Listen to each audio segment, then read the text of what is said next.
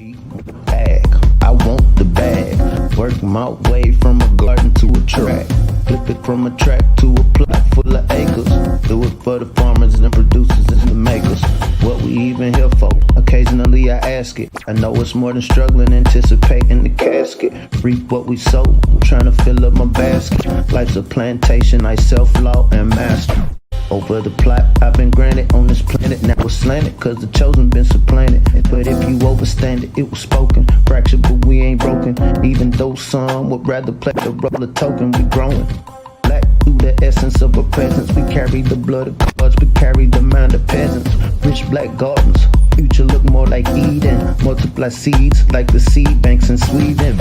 Rep my planners on plan according to season. B1 code, switching it up is treason. Black power, family what we eat. Either we get fed or we feed. B1AG. Copyright disclaimer to Section 107 of the Copyright Act of 1976. Allowances made for fair use for purposes such as criticism, comment, news reporting, teaching, scholarship, and research. Fair use is a use permitted by copyright statute that might otherwise be infringing. Nonprofit, educational, or personal use tips the balance in favor of fair use. What's going on? What's going on? What's going on? Welcome back to B1AG. I'm John Henry Harris. We also have Farmer Brown EMC. Here at B1AG, we focus on Black agriculture, agricultural production, education, marketing, health, food, nutrition, and economics, all for the Black family and the Black community. I hope you're doing well today. We have another serious topic for you today.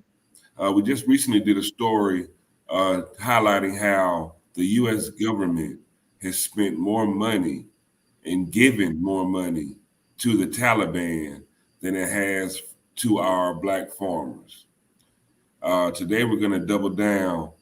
A story came out, CNN, where it shows that the Biden administration, they're asking for billions for disaster and refugee funding. Now, they're asking for more than $30 billion,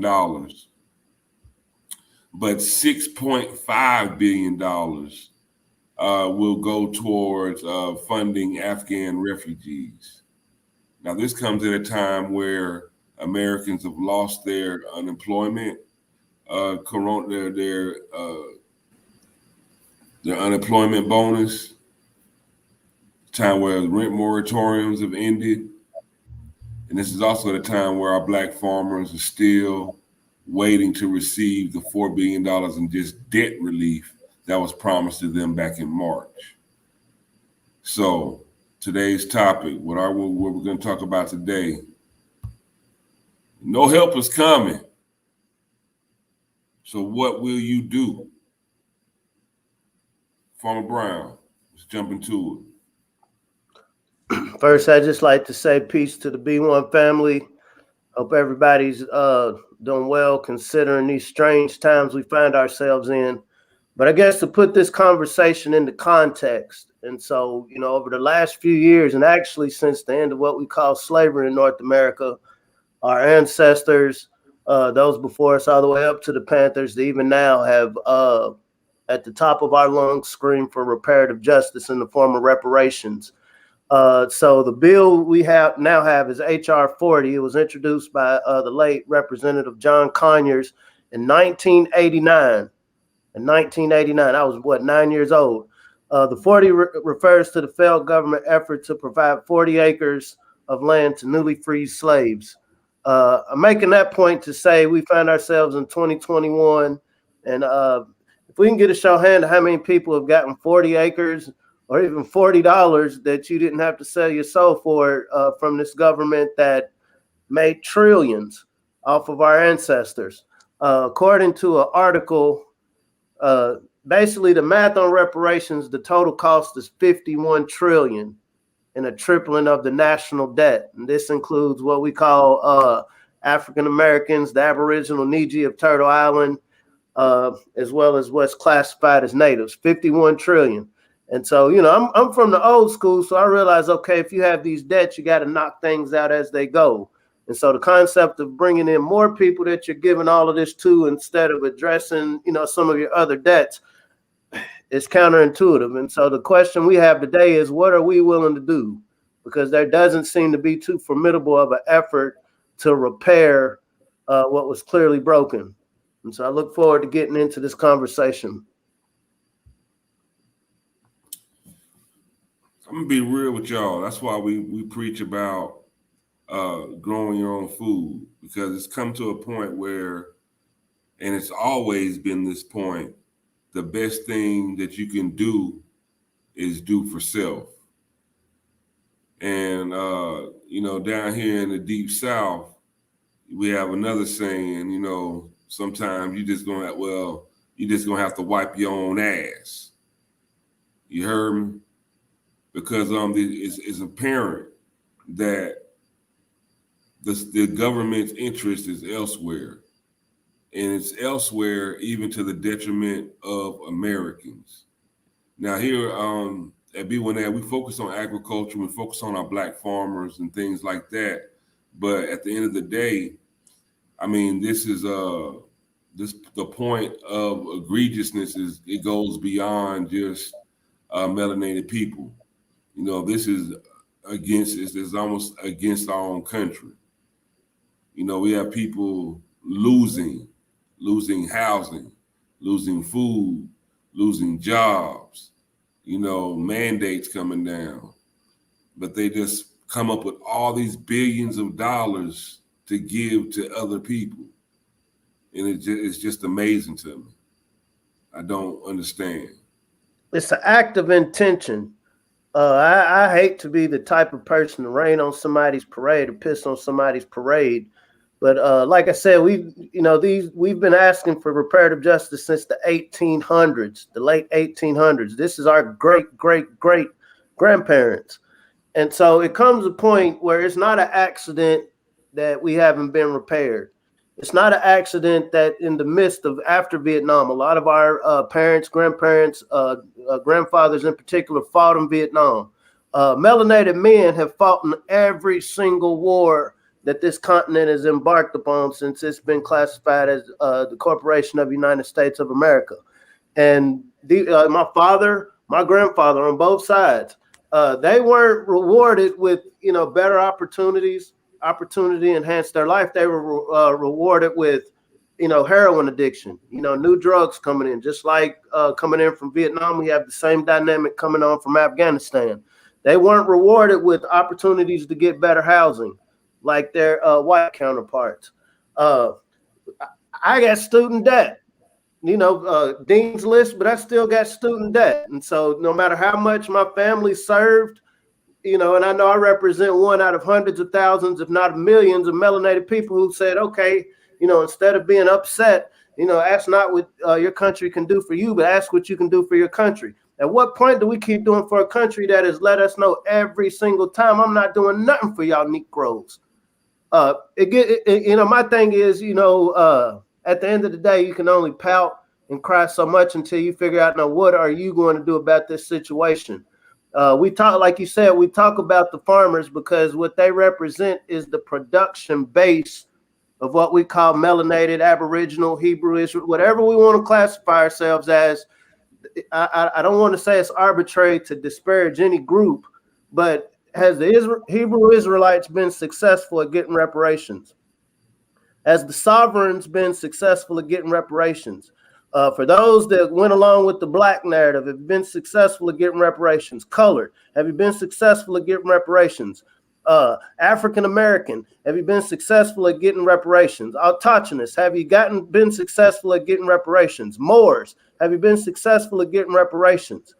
I'm not saying this to be disparaging, family. I'm saying what is something that we absolutely can do when it's brought to your attention that you realize no help is coming.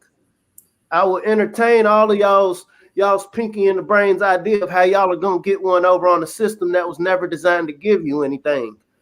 And when we talk about this B1AG conversation, every civilization, when we talk about nation building, starts with your ability to feed yourselves.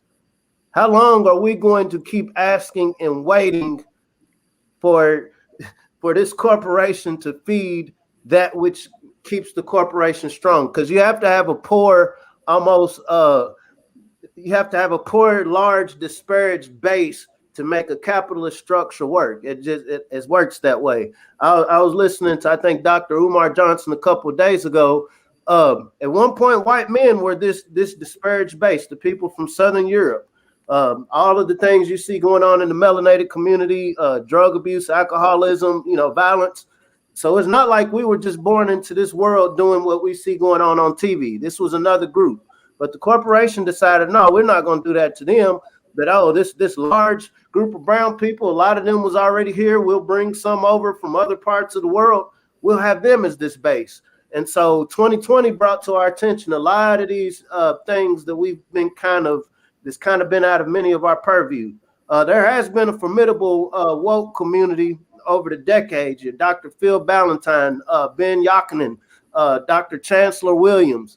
The list goes on of brothers whose elders who have brought this to our attention, what's going on. But as we see everything coming to a head, this 2021 dynamic, everything is coming to a head as far as now, what have you learned? If I shut your internet off now, how well are you going to survive?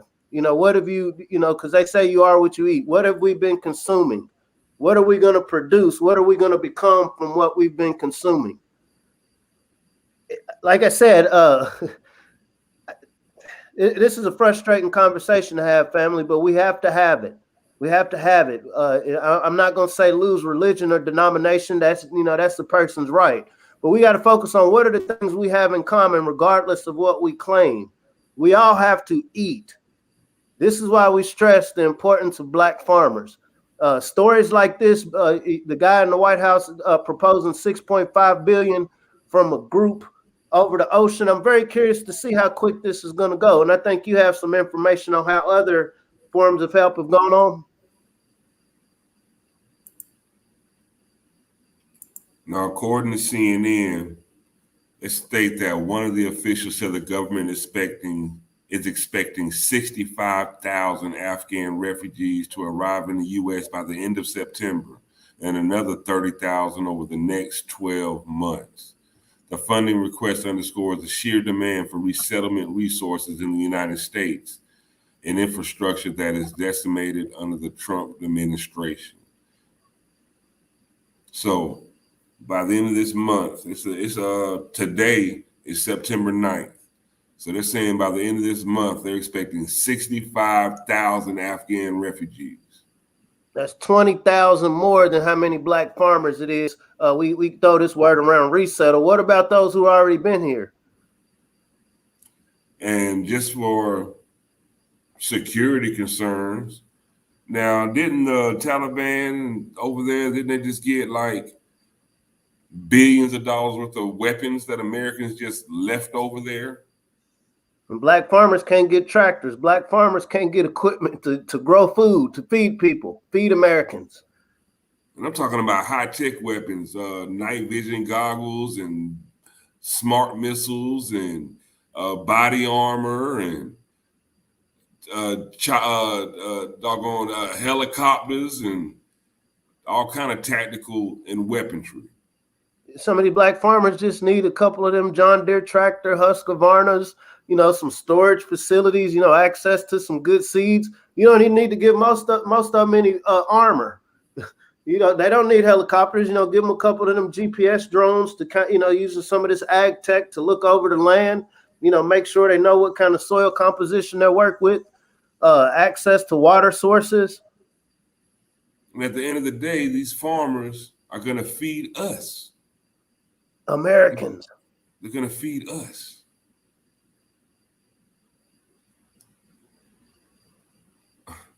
I know you shared with me before we were talking before we got on, and Farmer Brown shared with me this statistic. Said the nationwide state leaders set aside at least $2.6 billion from the CARES Act Coronavirus Relief Fund to prop up struggling renters. But a year later, more than $425 million of that, or 16%, hadn't made it to the pockets of the tenants nor the landlords, according to an investigation by the Center for Public Integrity and the Associated Press. $425 million. They just ended the rent moratorium, but they had $425 million that never reached the tenants nor the landlords. You have to ask, how efficient is this distribution system? How ethical is this distribution system? Is it accidental? Because we can contact trace down to where you're standing. We have satellites in space that can see boogers in your nose, but we can't get dollars to. Because if I owe a bill, you're going to find my address. My phone let me not pay my bill. The second midnight comes and my bill isn't paid. Oh, my phone doesn't work. And so you got to know the technology exists to make sure the resources, when we're talking about fiat, gets to those that need it if we're wanting to create universal justice, in the words of the elder Neely Fuller. But it's very strange how these programs, and we're tying this together when it talks about these promises.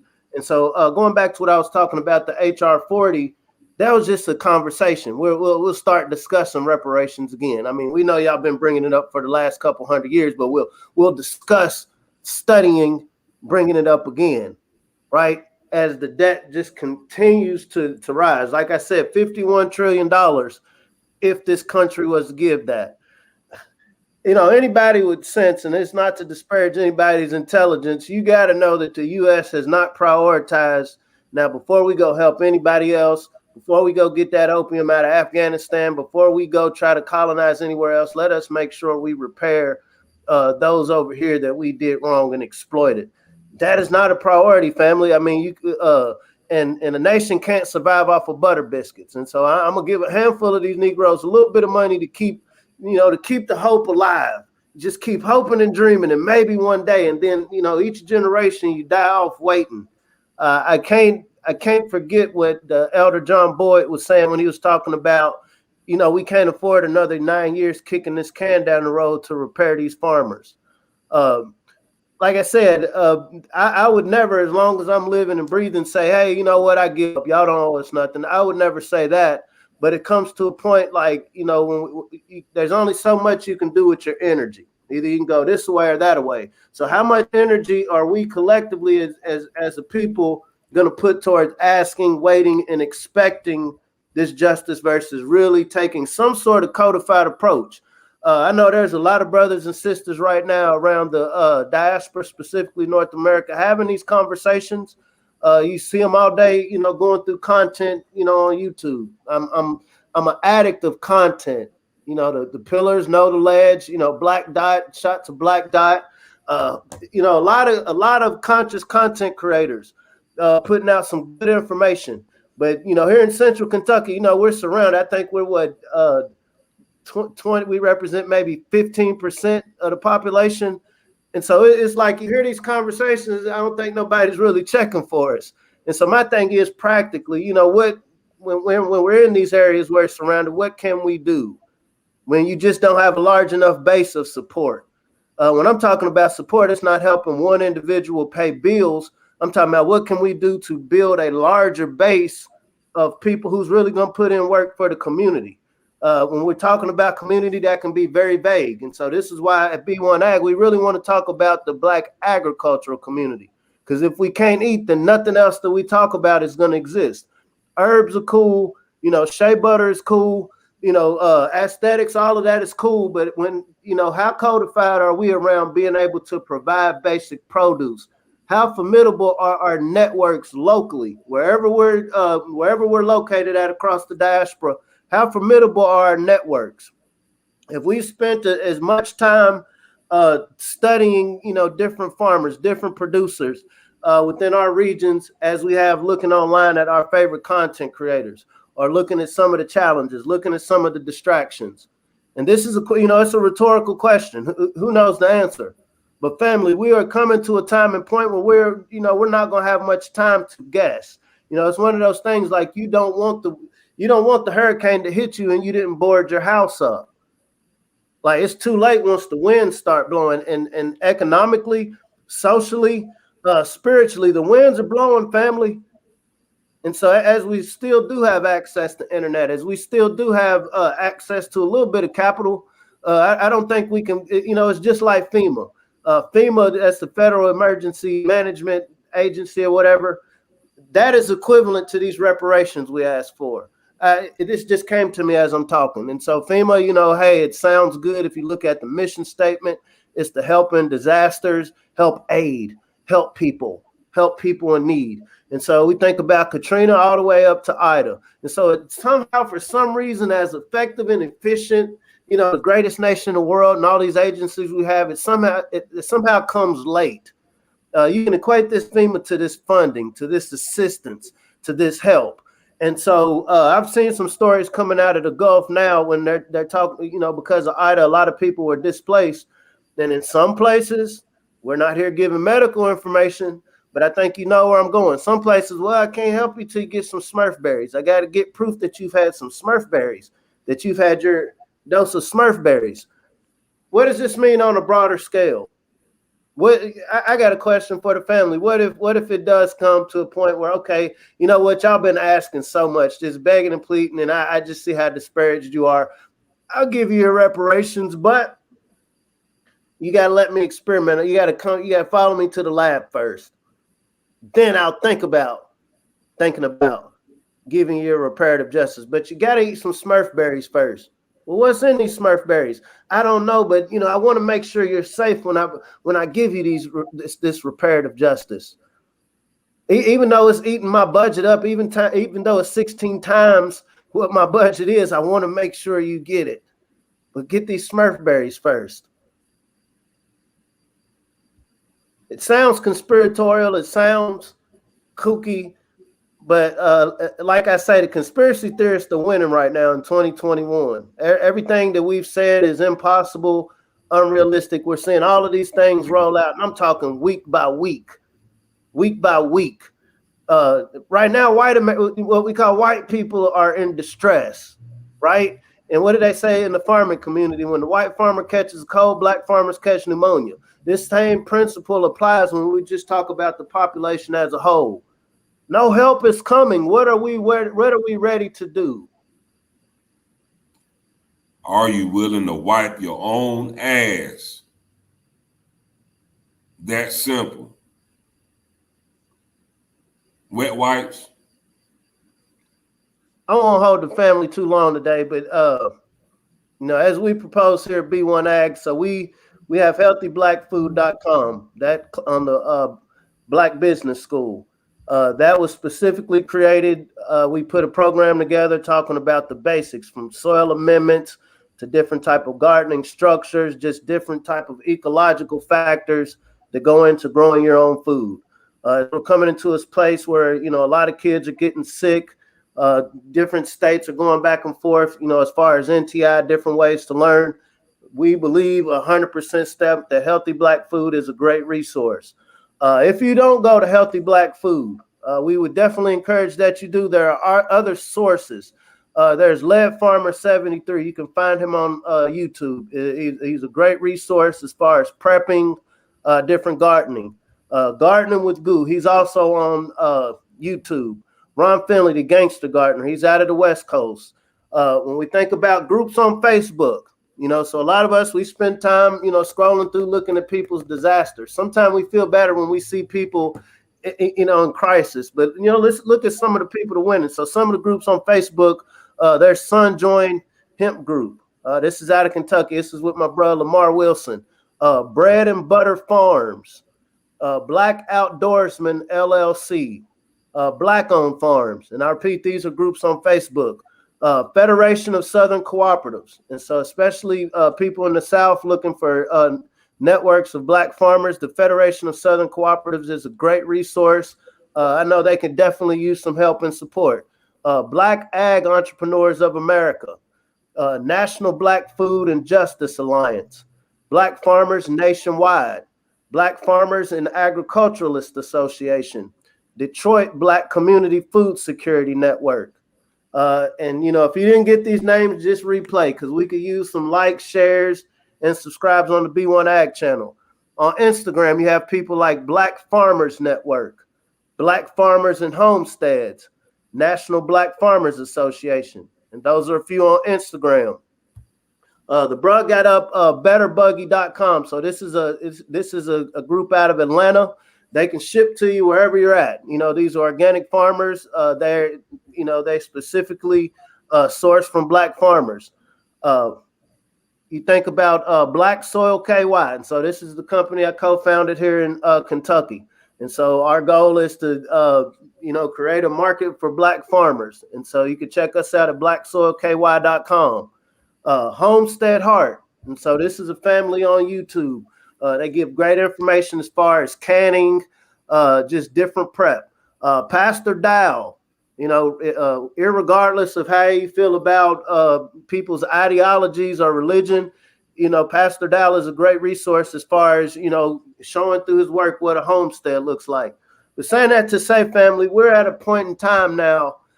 This isn't the time to fall into characters. This isn't the time to start, picking that character over another. This is the time to glean information. We're going into what people are calling the dark winter, the cold winter. Those that are promising all of this help, they're talking about building back better.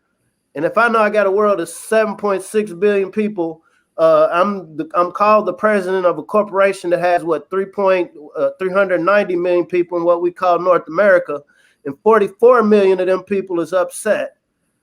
Do you build back better by giving them what I own, and that's going to break my corporation, or am I going to come up with all of these little methodic ways of decreasing the amount that's asking for it? Am I going to incentivize a handful of them just to not ask for anything at all? See, a lot of these are different dynamics we got going on, family. So right now it's crucial that we really look at what resources are available. What are the things that we can do? Because no help is coming. Are you going to wipe your own ass? We got to do for self. Do for self. One of the things that made the Black Panthers formidable was the fact that they fed their own people. They started the school lunch program. The government was like, wow, that's a great idea. We need to do that. Because everything starts with food, everything. So when we're doing for self, one of the first places we need to look at is securing our own food, having food security. I can tell you through my own personal experience, money comes and goes, but it's different from being broke than being hungry and broke. It's a big difference. They can cut off the money supply anytime. It's fiat currency. I got my degree in economics from the University of Kentucky.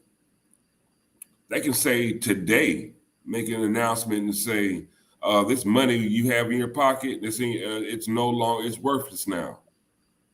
You have to come get this new currency. And it's that easy. So you going to protest? No, I don't want a new currency. So go to the store and buy something with your protest. Jordan shrug. Michael Jordan shoulder shrug. Hey, but at the end of the day, the more that you can do for yourself, the better for yourself, your family, your community. Are you going to wipe your own ass? I hate to put it like that, but I mean, that's just being straight to the point. And I hope you can understand the seriousness of the days and times that we're living in. When you're a baby, your parents, they come and, make sure that you're, not soiled. You haven't soiled yourself or, in the smell, make sure that you don't have all this disgusting things on your body. But as you get older and, you have to go to the restroom yourself.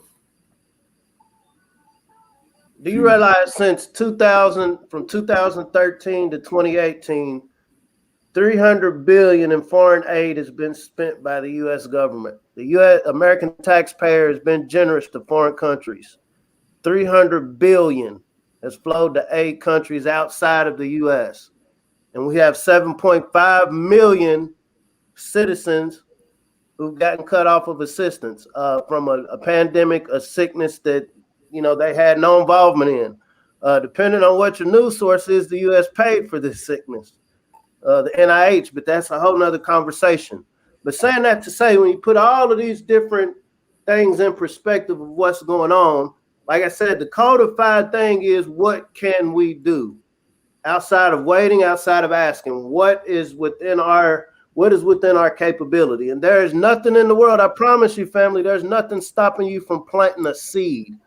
There's nothing from teaching yourself, your offspring, how to produce food. Gardening is cute, right? Cute flowers, but the ability to produce food, not only is it something useful just as a skill set, but it's also going to become a survival necessity, because those that don't produce food, guess what happens?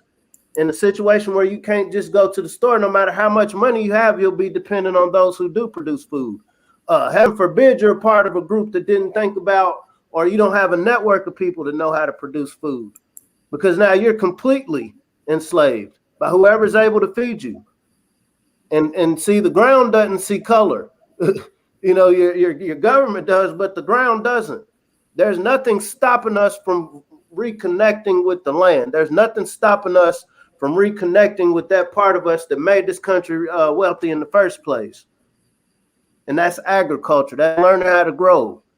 I can grow next to a brother or sister, and you don't need to know what my ideology is. I believe in the Most High. I hate using English words to say, but I ain't gonna get into that. But I know I'll say the Most High put whatever this is I am here. This that I am produces energy. It produces light. There's things that it can do. I was given arms. I was given appendages on my body to do something, a voice to do something. Regardless of what that something is, guess what it has to have to do whatever the function that it was created to do? It has to eat. And so look at all of these middlemen, these contentious middleman topics that we can cut out of the way when we just focus on how are we going to eat. Not just how are we going to eat, and not just how are we going to grow, how are we going to distribute it to those that need it? Because everybody within this system doesn't have to be a producer. That's why we named some of those names, and I'll name them again before we get off here. Sometimes it's just supporting those who are already doing it. We get a lot of questions about people in large cities. Man, I'm in the city, how can I grow? So there is urban gardening. You can grow a little bit, say if you're in an apartment or a condensed area, you can grow a little bit. But in those larger cities, you typically have, like I know up in New York, they make a whole lot more money per individual than say here in Kentucky where I'm at. And so these become your places to fund these farmers in the deep South or in the rural areas, to where they're not sitting waiting 9 years, 10 years, 50 years for some sort of government assistance that'll never come. This becomes the base that's able to pay for the tractors, pay for the equipment for these farmers to be able to utilize their land and create more. This pays for the refrigerated trucks, for the brothers who are losing jobs because they don't want to eat Smurf berries. There's nobody stopping us from creating a food system, family. I can't say that I've been all through the system, but I've seen enough of it. I've interned at the state capitol.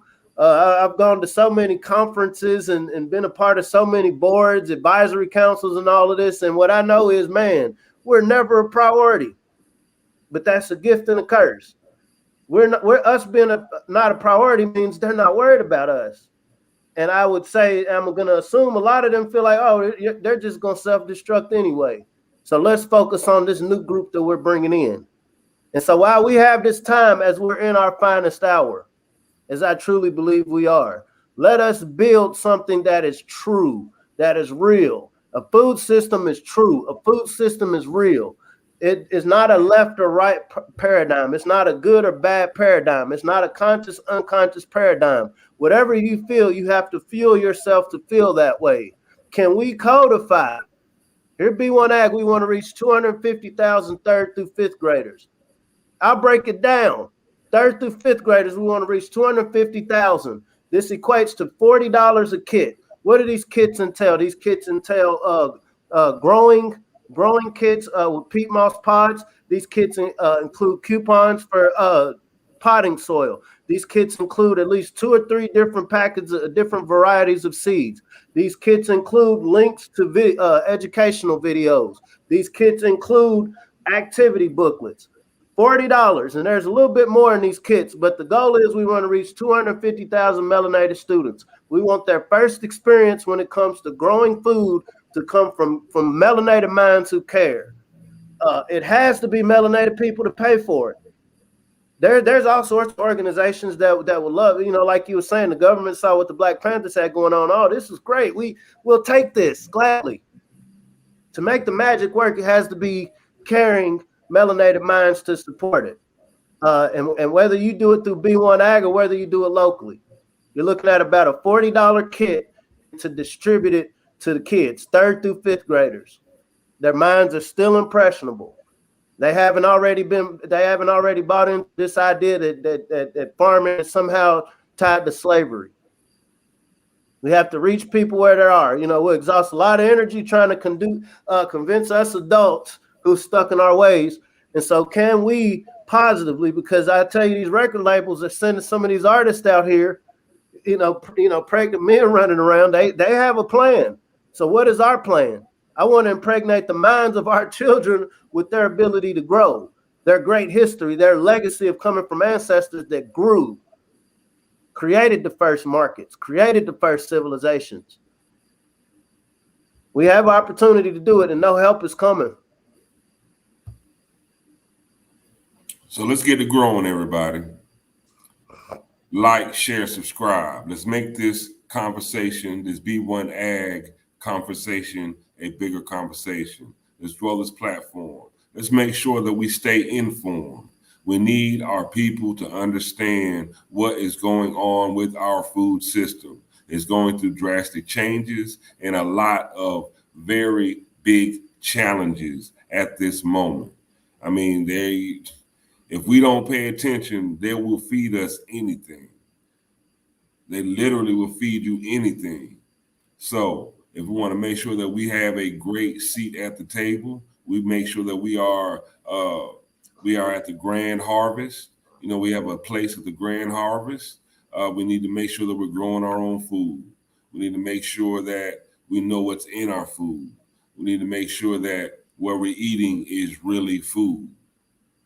So, again, family, for those who's asking, okay, I don't know where to find Black farmers. On social media, on Facebook, Sun Join Hemp out of KY, Bread and Butter Farms, Black Outdoorsman LLC, Black Owned Farms, Federation of Southern Cooperatives, Black Ag Entrepreneurs of America, National Black Food and Justice Alliance, Black Farmers Nationwide, and that's the group I'm a part of. Hundreds of farmers, Black Farmers and Agriculturalist Association, Detroit Black Community Food Security Network. That's on Facebook. On Instagram, there's the Black Farmers Network, Black Farmers and Homesteads, National Black Farmers Association. If you're wanting to also look for a broader national database of farmers, so shopblack.us, blackfarmershub.com. You can also go to betterbuggy.com. On YouTube. And like I said, this is just a few. These are some of the ones that we tap into. So Homestead Heart, Lead Farmer, Gardening with Goo. Like I said, I know in Ron Finley out in the East Coast. And so I know I'm leaving a lot of brothers and sisters out there. There's a lot of good work going on around the country. And unfortunately, your media isn't going to show you a lot of this good work that people are putting in. But we hope, you rewind, write down some of these resources and just check out some of the content. Here at B1AG Daily Bread Podcast, we like to bring these conversations up, put it in context. We do a class the first Thursday of every month through our healthyblackfood.com. Once again, this is a class specifically designed for the family. It's palatable to the youth. They understand it. We do it in such a fun way where, it's not beating you over the head. It's just really giving you, saving you a couple $1,000s of having to go get a degree, right? Because we got to get to work, family. We got to get to work. There's a lot of work being done. And so my thing is, this is very disparaging that we have no help coming, but I tend to believe we don't need help. We don't need help. We're all that we have and we're all that we need. But, it takes us figuring out what is the code. Our food security is one piece of it, right? There's so many other issues, so many other things that divide us. But I guarantee you're looking at hundreds of thousands of jobs across the country, across the diaspora, just maximizing a food security system, a food security code. And from those jobs, the same way civilization grew, as above, so below. Once that seed of that Black ingenuity that we all come from anyway gets reverted back to creating versus destroying, this is how we create the jobs of the future.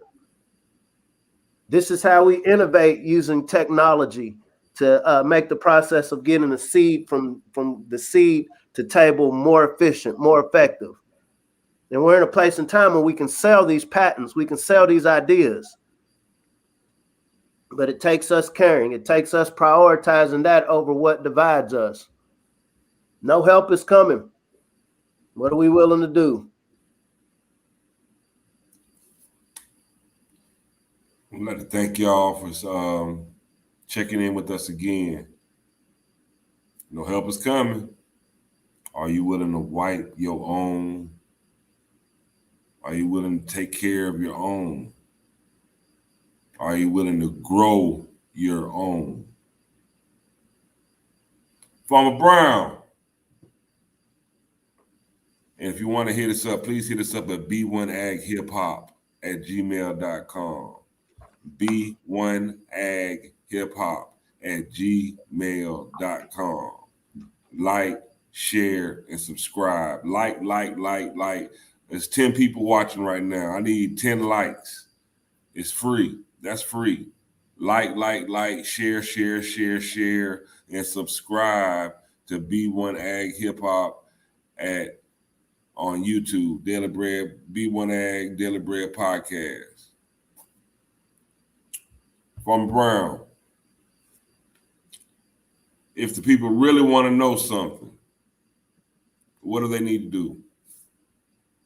Shh, don't panic. If you really want to know something, if you really want to know something. Really want to know something. Birdman hand rub. Shake them haters off, family, and let's learn how to grow something. Y'all enjoy your day. Be prosperous. Be productive. Hey, grow something. Peace out. We'll see you again.